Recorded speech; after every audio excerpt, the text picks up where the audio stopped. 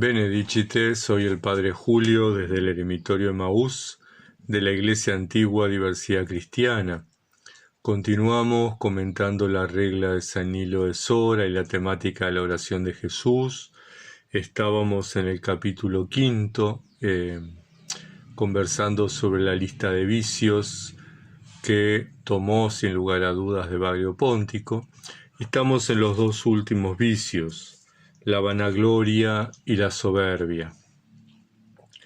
En relación a la vanagloria, San Nilo plantea que roba los buenos propósitos que se plantea el monje, que trae las tentaciones, que impide el progreso y que corrompe las acciones.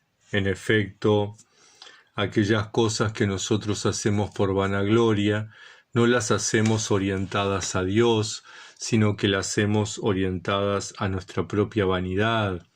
Entonces, el acto por sí queda corrupto, ¿verdad? Él plantea que lo hacemos por deseo de placer, y entonces es importante que podamos controlar los pensamientos y los sentimientos para poder evitar estos pensamientos, estos sentimientos y estas acciones producto de nuestra vanagloria, producto de nuestra vanidad. San Nilo sugiere llorar y recordar el juicio final, reflexionar en torno a la muerte y orar. Es importante la insistencia que hace en todos los capítulos al tema de la oración. Y sugiere que no aceptemos las alabanzas o los comentarios que puedan conducirnos o inducirnos a la vanagloria, y que en su lugar recordemos nuestros pecados. Evidentemente, cuando los monjes nos enfrentamos a la realidad de nuestros pecados, al igual que el resto de los cristianos, sentimos el peso inmenso de haber fallado a Dios. Y eso es un buen elemento que genera la humildad, que genera la aceptación de la pequeñez de uno, ¿verdad? Y no estamos pensando y actuando siempre en función de nuestra vanagloria, en función de alimentar nuestra vanidad.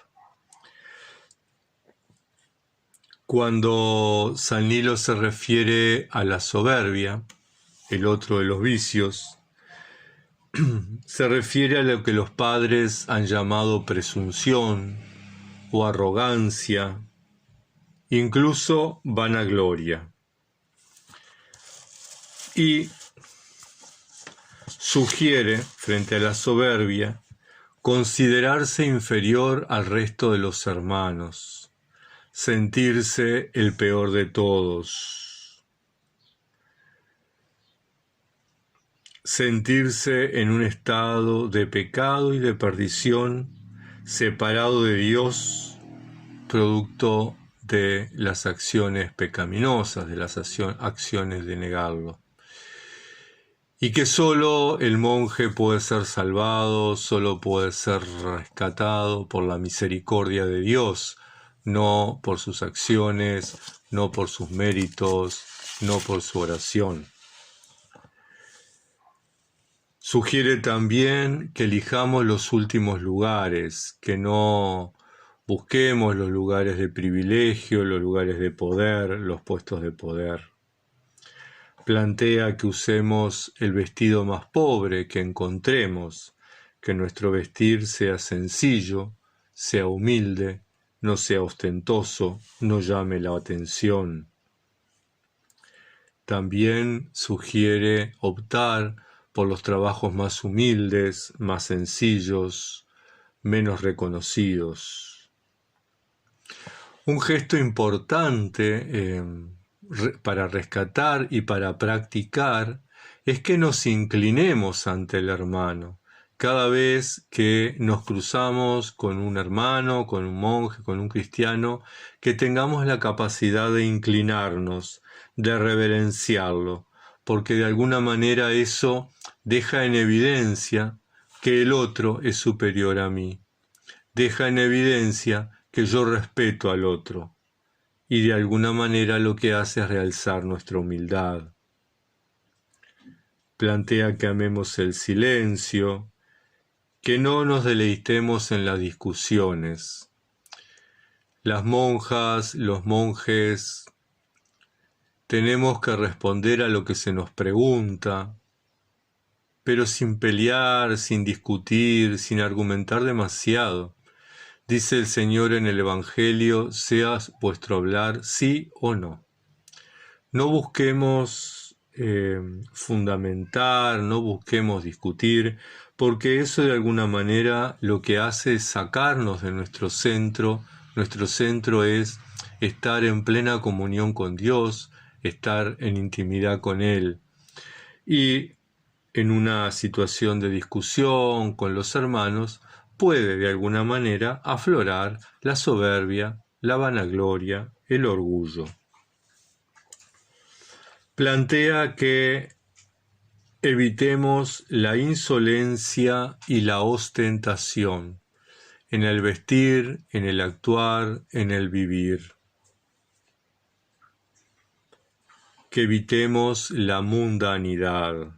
Esto es importante porque los éxitos que nos brinda el mundo generalmente alimentan nuestra vanidad, nos llenan de soberbia, ¿verdad? El éxito hace que sintamos que somos mejores, que somos superiores, que somos capaces.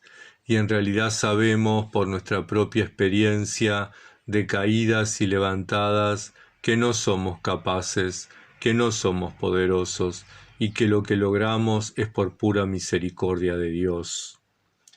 Entonces, tratar de evitar las mundalidades, tratar de evitar esas cosas que el mundo llama exitoso, que terminan llenándonos de soberbia.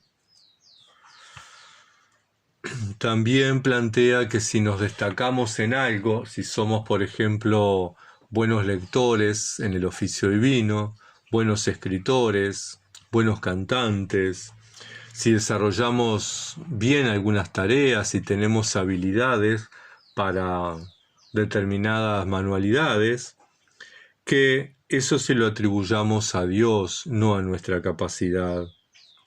Porque todo lo recibimos de Dios. Nada es producto de nuestra iniciativa, nada es producto de nuestra capacidad. Todo es gracia en la vida del monje. Por lo tanto, San Nilo nos exhorta con estas recomendaciones a erradicar los vicios de nuestros pensamientos, de nuestro corazón, de nuestro cuerpo, ¿verdad? El pensar, el sentir, el actuar. Y a vivir en un clima de silencio, de oración, de recogimiento. Bien, de esta forma terminamos el capítulo de los vicios y estaremos comentando el capítulo siguiente, el capítulo 6 de la regla en breve. Que la Santa Madre de Dios, la Virgen María y que San Nilo nos protejan y nos cuiden hasta la próxima semana.